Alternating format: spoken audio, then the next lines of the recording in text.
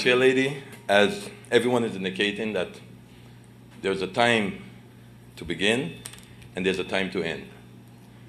My time has came to an end in Parliament. I am, I think, the only member that did not put themselves to be on the list for elections here in Parliament. Those decisions, sometimes you have to take hard, no matter how painful it is in life, that you have to make a change or direction that may not be sometimes that you don't want, but sometimes there's no choice to do. In that case, I had to make that choice for the sake of my family, for the sake of anyone close to me, for all the stress and the situation that I am going through and have to handle. Madam Chair, I would like first and foremost to thank a lady that is the love of my life, who has done everything for me since birth, is my mom, Paula Regina Matza. She's been there with me from the beginning all the way to the last moment, always stuck with me and been there with me, no matter what the media wrote about me, no matter what they said. She always emphasized, she always said, "You're my child, I know you from birth, and I will always stick next to you no matter what." Because we read a lot in the newspapers and we assume and we judge people by what we read. But if you don't know the individual, you should be very careful of what you are implementing on yourself and thinking that that individual is whatever you think. And I don't say it because of me, Madam Chair. I say it in general in St. Martin. We live in a very small society, a society where every one of us are connected with each other, where every one of us are interact with each other because it's so small. Sometimes we think because the buildings are getting bigger and the more planes are landing in St. Martin that somehow St. Martin is growing. But it's still the little 16 square miles outside. No matter how we try and do, it is still the same place. It is still, once at nighttime come and there's no traffic, it's the same amount of minutes that you will take normally from Phillipsburg to St. Peter's. It's the same amount of time. And sometimes we get carried away. And Madam Chair Lady, I take the opportunity here now today to speak the last time here in Parliament to say these things. I've monitored the election and I was very, very saddened to see how this election went, Madam Chair Lady, how everyone was destroying each other, Madam Chair Lady. My last speech in Parliament I had before, I was crying out about how we should unify together after this terrible hurricane and to become one.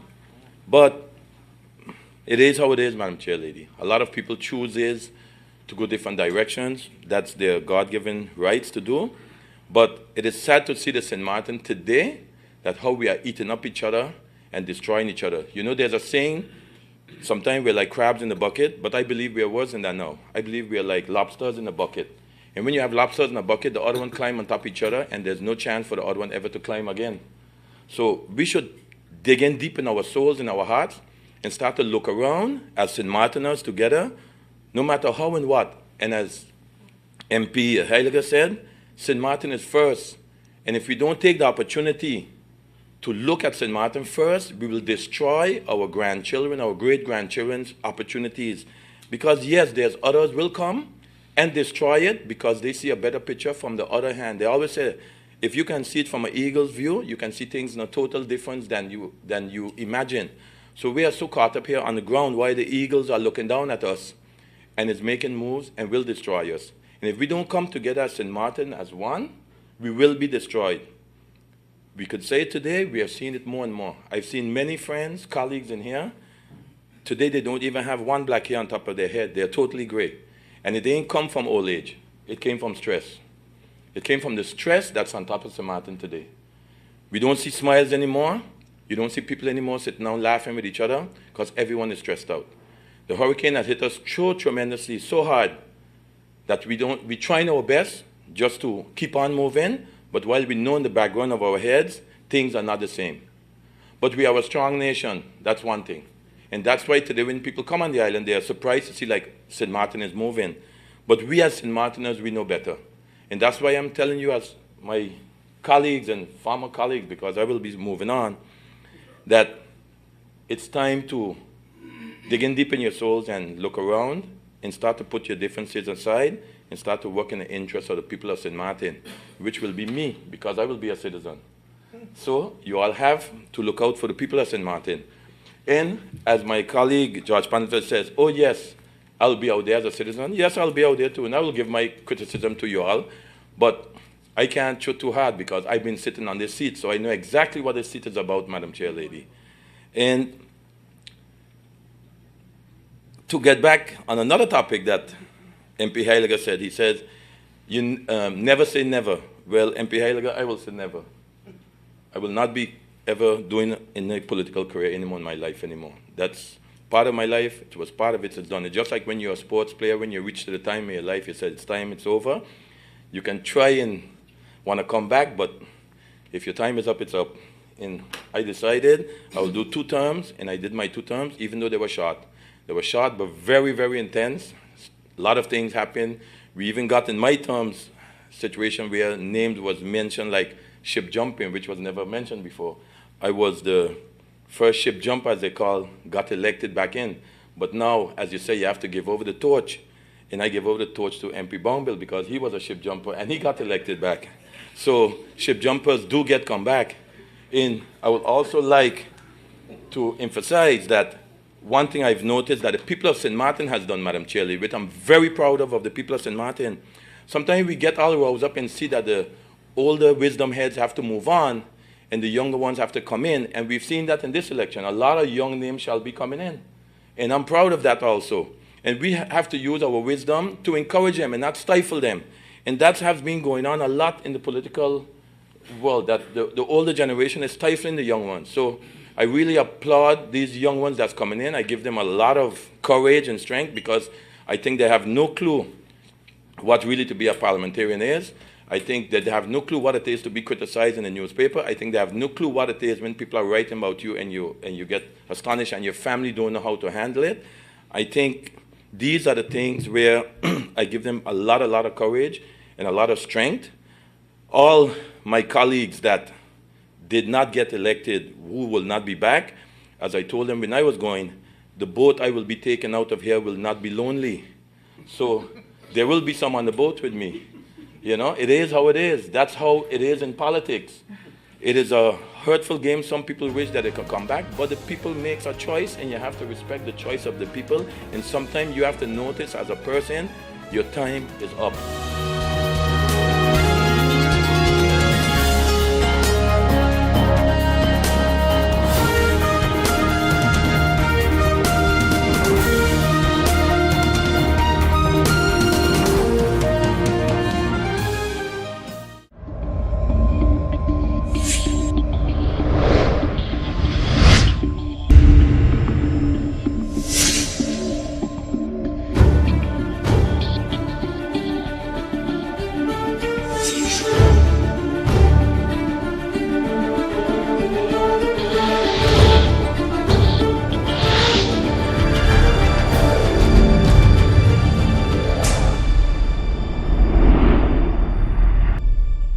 GEBE has been faithfully serving the communities of St. Martin, powering your home and our economy. Come rain or shine, our qualified team of professionals are working hard 24 hours a day to provide you and your family with safe, reliable electricity and water. We use the latest technologies and test our products daily to maintain the highest international standards. Our friendly staff is always there to assist you, whether in person, over the phone, or online. We are committed to constantly improving our products and services, making them more efficient, effective, and environmentally friendly to serve you better today and our next generation of clients tomorrow. GEBE, powering a brighter future. Our friend Megawati is here with tips to save you energy. 1. Turn your airco temperature up. 2. Use a ceiling fan instead. 3. Buy energy-saving products. Save some green with NVGEBE.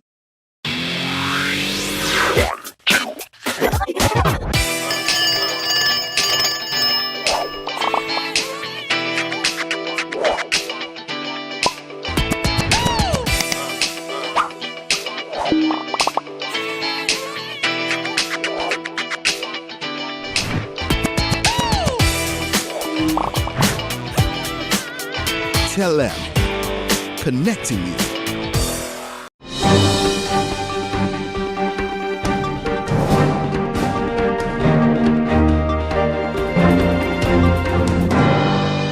Last week, I attended the second annual bank conference hosted by the Central Bank of Curaçao and St. Martin, hosted at the CBCS facility in Willemstad, Curaçao. The event featured presentations by central bankers, economists, and leaders in the private, public, and academic sectors from throughout the Caribbean region and further abroad. Amongst the topics covered were the unleashing growth and strengthening the resilience in the Caribbean, financial education emphasizing the need for us to be so-called a banked community. In other words, we should use our banking system instead of hiding our money in paper bags under our mattresses. The dangers of the withdrawal of correspondent banking relations in the Caribbean, very important to St. Martin, because St. Martin imports just about everything, and we need to pay for everything off island, so we must have the availability of correspondent bankers. Another topic was labor productivity as a driver of the economic growth of a country. Labor productivity as a driver. And then the implications of natural disasters on small open economies like ours, which we are experiencing firsthand. Hurricanes have always been and will always be a fact of life in the region we live. The question is, how do we mitigate crippling damage from every passing storm? We must build stronger, plan better, and learn from every calamity event, thereby lowering our vulnerability. As a government, we must have frank and open discussions with the island's population. We must manage our expectations.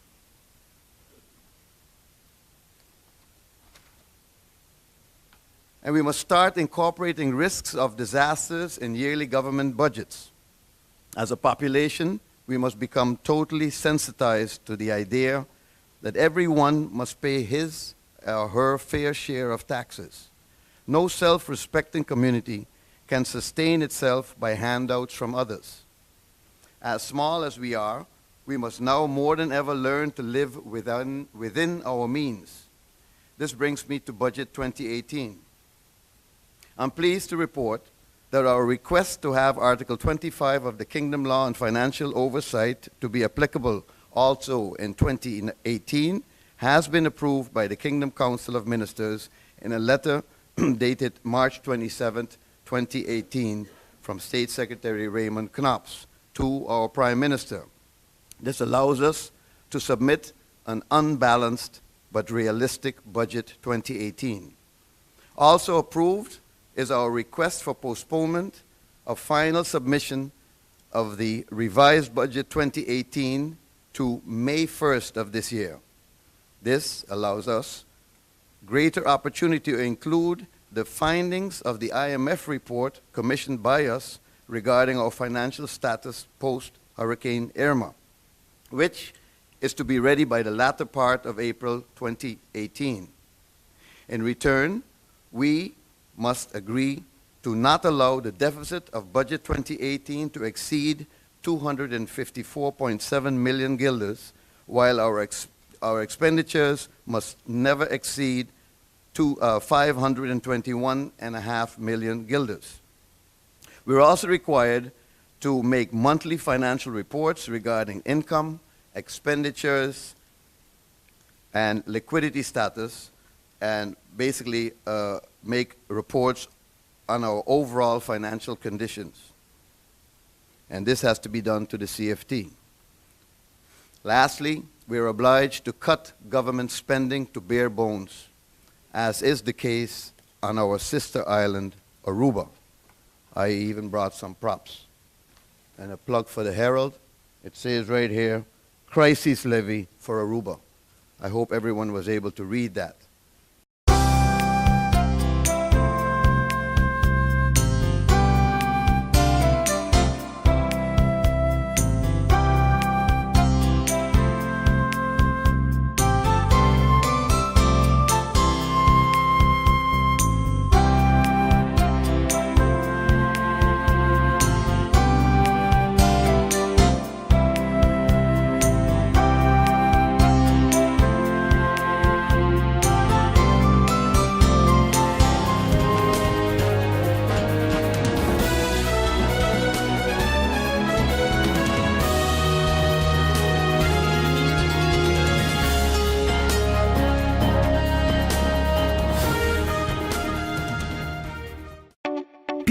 across St. Martin are switching to a more rewarding experience. The WIB MasterCard Fun Miles credit card, better known as My Card. Earn 1 fun mile for every $2 spent, even abroad and online. This will quickly get you a ton of fun miles to redeem for travel, shopping, food, fuel, and much more. But there's more to My Card. Worldwide acceptance, an EMV chip for extra security, and 250 free fun miles with first use. Switch to My Card today at WIB. Fun miles, from within your reach.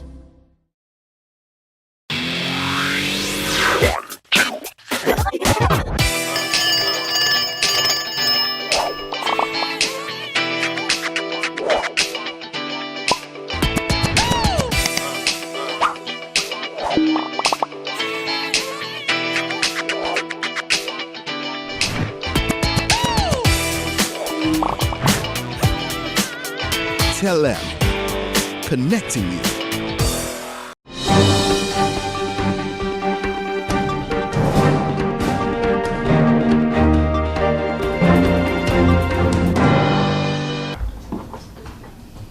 Main office again, inside.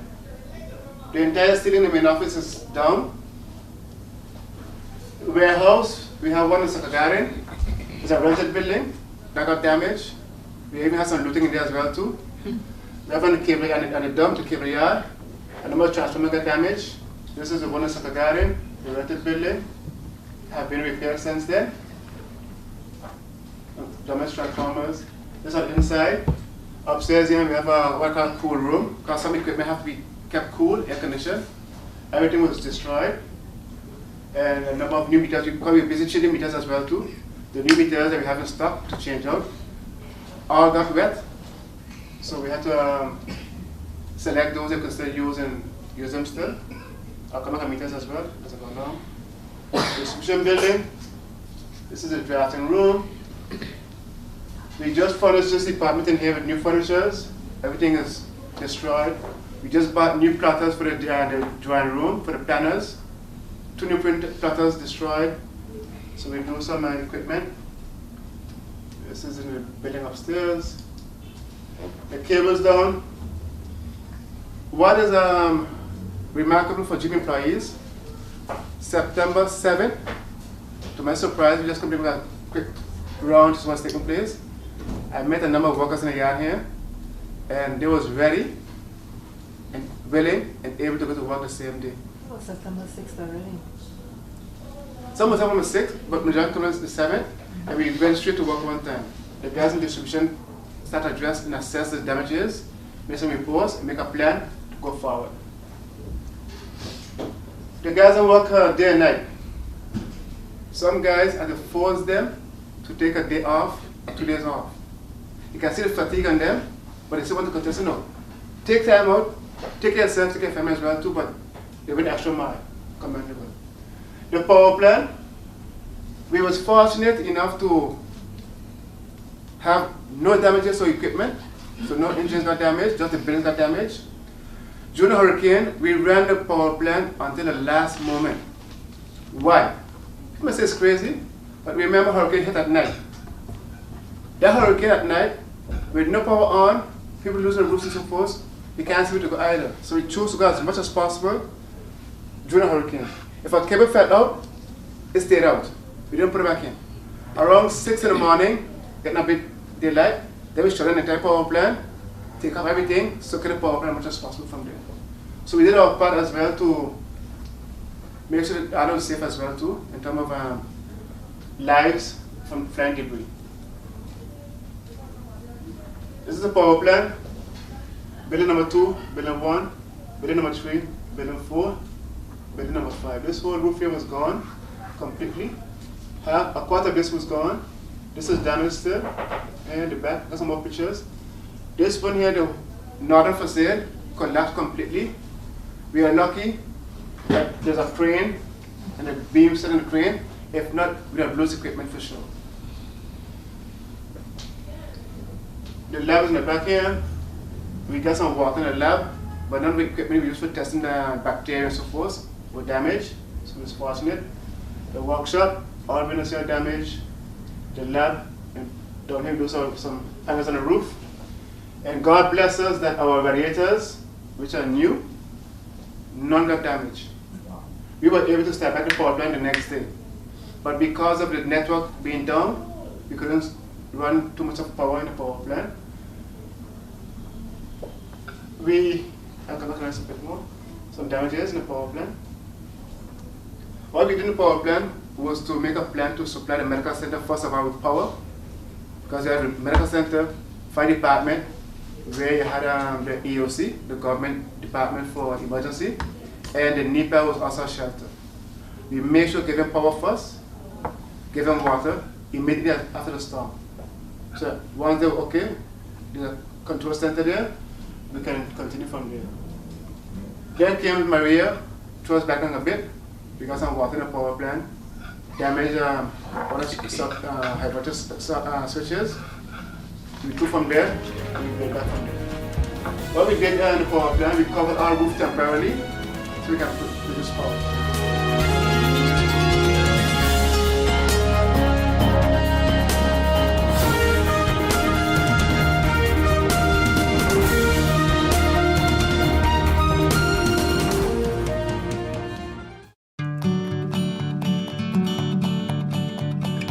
It's been said that behind every door, possibility awaits.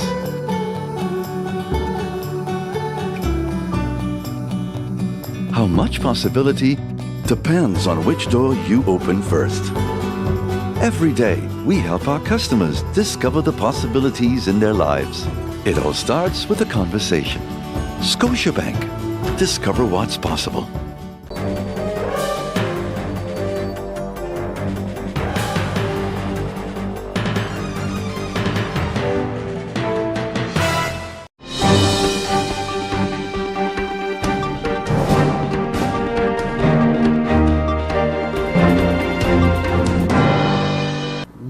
Delivered the letter on Friday at the moment that the meeting of Parliament was called to say goodbye to some of the parliamentarians and to look at the credentials of the ones that have just been elected. MP Theo Heiliger received the letter and also was honored with a picture that was in the newspaper of Saturday morning. And in that newspaper, we all could read that Mr. Heiliger has told the reporter of the Daily Herald that we could be assured that all the negotiations that were taking place right now would boil down on addressing the alleviation of poverty. That was an assurance that he gave to the anti-poverty platform and to the people of St. Martin. We had our concern because there is a big difference between what is alleviation of poverty and what is eradication of poverty. Let us explain the difference. If I alleviate you with poverty, it means to say, if you're hungry today, I give you some bread. But tomorrow you will be hungry again. That is alleviation of poverty. I give you something to alleviate your need, but I don't take away the root cause of your need. Poverty is a disrespect for the right of people to live an adequate standard of living. And so this part that had to be guaranteed to everybody in the Kingdom of the Netherlands, also the citizens of St. Martin, is something that we as anti-poverty platform have been promoting, that addressing our human right to a decent standard of living is the way out of poverty. And so by asking the formateur for a meeting with the anti-poverty platform, this meeting took place yesterday at the Sunfed office. The formateur, Mr. Heiliger, he was accompanied by two of his party representatives. One was the MP Tamara Leonard, and the other one was one of his staff members at the UD fraction in Parliament. The importance of the meeting was to get the formateur to understand that we would like him to play a very important role to bring together all the different political parties that are now in Parliament represented. We think that Mr. Heiliger now, as formateur, has the crucial role to make sure that all 15 parliamentarians can come on board to address the most important issue that is facing the people of St. Martin, and that is the poverty eradication. Why we say so? As we told you in one of our former press briefings, it was the government of St. Martin, the Statistical Bureau, that in their latest household budget survey concluded that 94% of the households in St. Martin have to struggle to survive because they have less than 4,000 guilders a month, $2,222 a month. This concern that was already voiced by the Transparency International report from 2014,